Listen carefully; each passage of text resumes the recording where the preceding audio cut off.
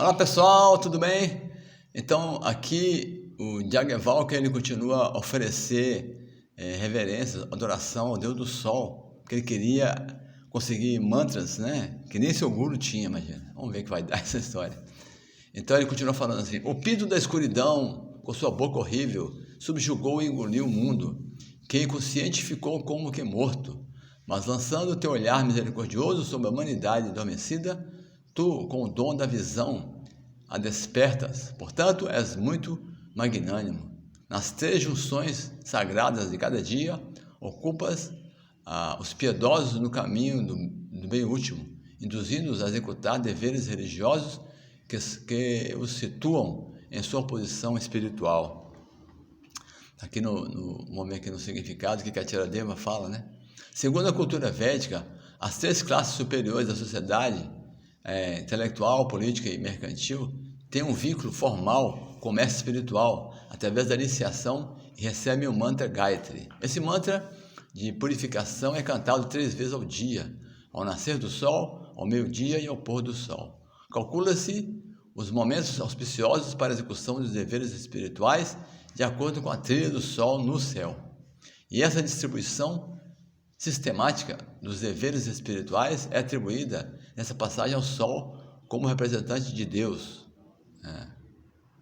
Ele continua falando assim: tal qual um rei dessa terra, viajas por toda parte, infundindo o medo entre os ímpios, enquanto as poderosas deidades das direções de mãos postas oferecem-te flores e flotos e outros respeitosos presentes.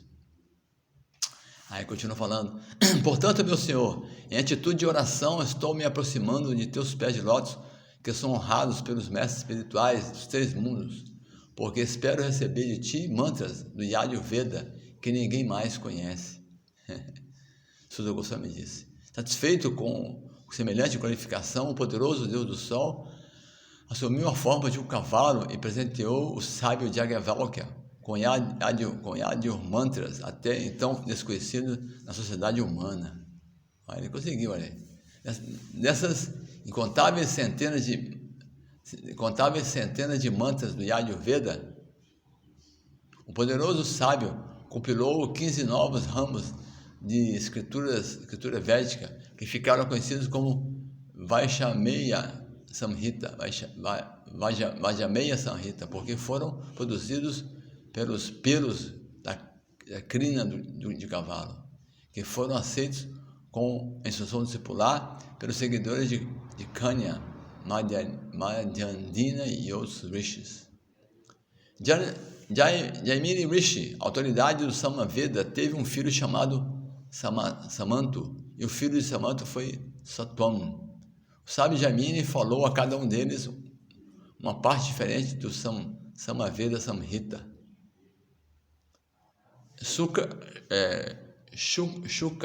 Shukarma, outro discípulo de Jaimini, foi um grande erudito. Ele dividiu a poderosa árvore do Samaveda em 1000 samhitas.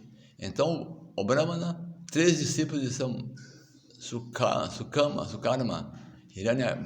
Hiranyanaba, filho de Kusha, Paushini e Avantya, que eram avançadíssimos em realização espiritual, encarregaram-se dos Samas Mantras.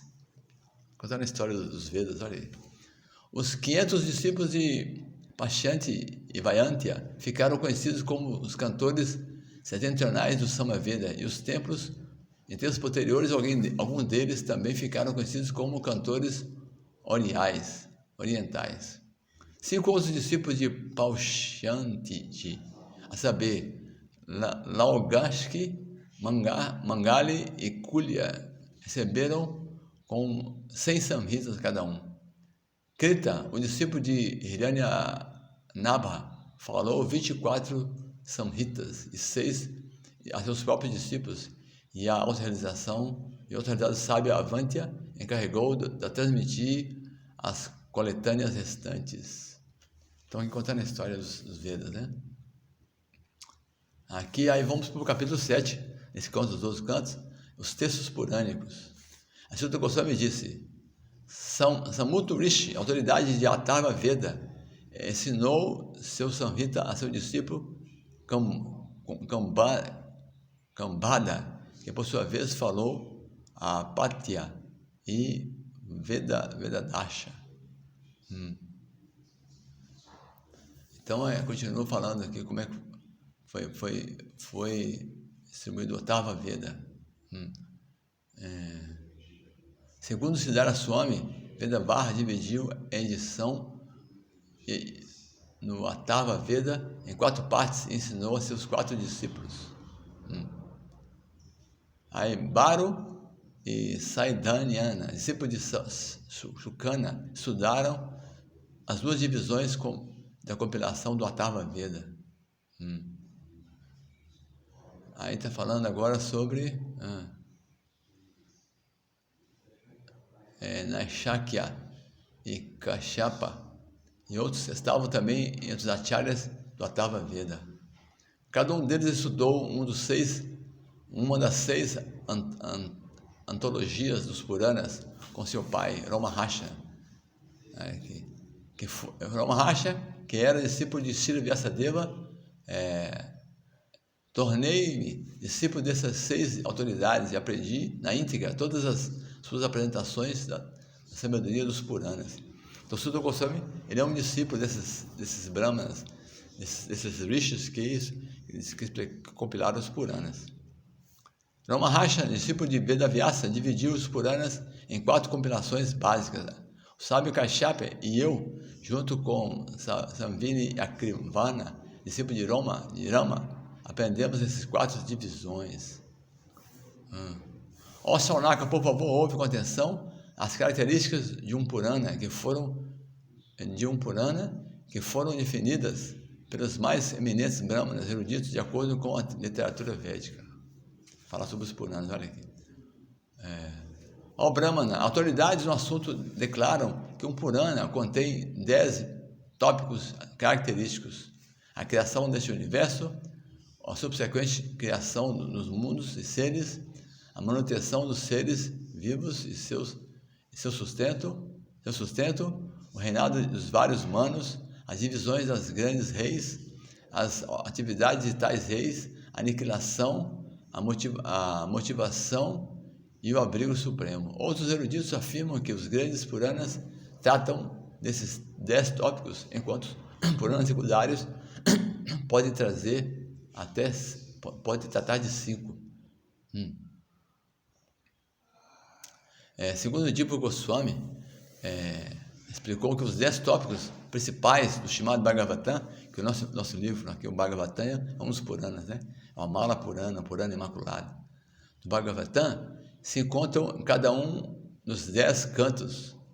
Não se deve tentar atribuir cada um dos 10 tópicos a um canto específico. Tampouco deve-se dar alguma interpretação artificial ao Śrīmad Bhagavatam, na expectativa de mostrar que ele trata os assuntos sucessivamente. O fato simples é que todos os aspectos do conhecimento importantes para os seres humanos, resumidos nas 10 categorias supracitadas, são descritos com vários graus de ênfase e análise em todo o Śrīmad Bhagavatam.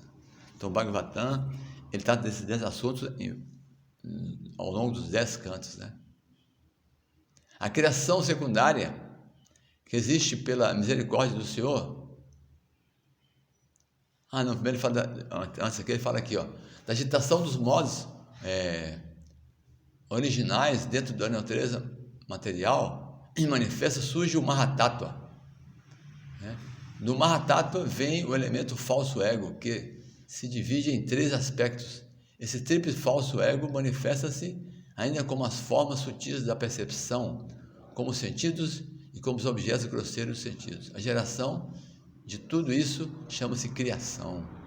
A criação secundária, que existe pela misericórdia do Senhor, é a amalgamação manifesta dos desejos das entidades vivas. Assim como uma semente produz sementes racionais, atividades que promovem desejos materiais no executante produzem formas de vida móveis e imóveis.